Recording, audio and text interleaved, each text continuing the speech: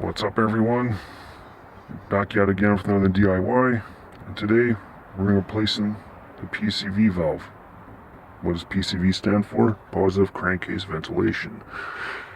Now basically, what this is supposed to do is remove unwanted gases from the crankcase. Now how does unwanted gases get to the crankcase? Well, basically in the combustion chamber, there will be gases that get past the combustion chamber called blow-by. Now basically, this corrects that, and what it does, it takes the unwanted gases from the crankcase and rewraps it back into the intake manifold to be reburned. Now this little piece was made sometime during the 60s. It was mostly made for emissions purposes.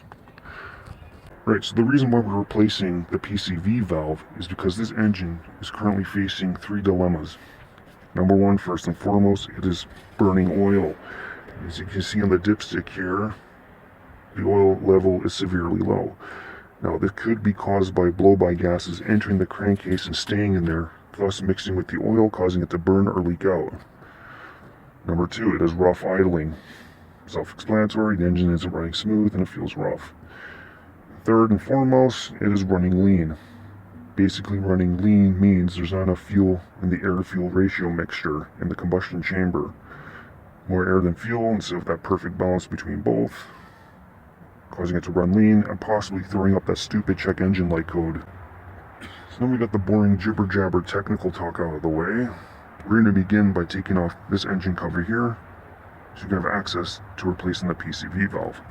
So let's get started. Right, so I can't get the engine cover fully off because this fucking nut here is being stubborn, and I stripped the top. Fail. Well, whatever.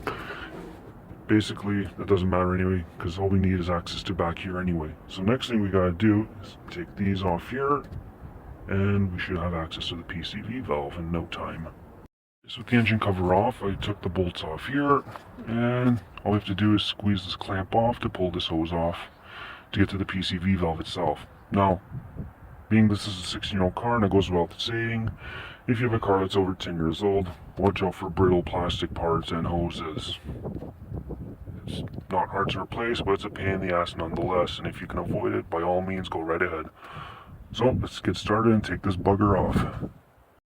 Oh, fuck, so after an eternal struggle, I finally got the PCV valve out of there. Problem was, this hose probably melted onto this plastic. I don't fucking know. Important part is we got it out. And in comparison, here's the new one. Exact same fit. As you can see, there's a shit ton of oil there. I don't know if that's supposed to be right or not. Regardless, we got this far, so we might as well replace it. So here we go. Right, so putting this thing back was even a bigger struggle because everything's so tight here. Had to pull this back, put that. You know, I could be here all day explaining what the hell's wrong with this design, but I'm not going to waste time doing that. Nonetheless, we got the new PCV valve put in and the hose clamped. Now, this is what I'm talking about, the blow-by gases. The gases that escape the combustion chamber. Now, we'll go right through this tube here, right back into this intake manifold, back into the combustion chamber for the unburned gases to be burnt. And that's pretty much the basic principle. All I have to do is connect everything back together, put the vanity cover back on, and we're good to go.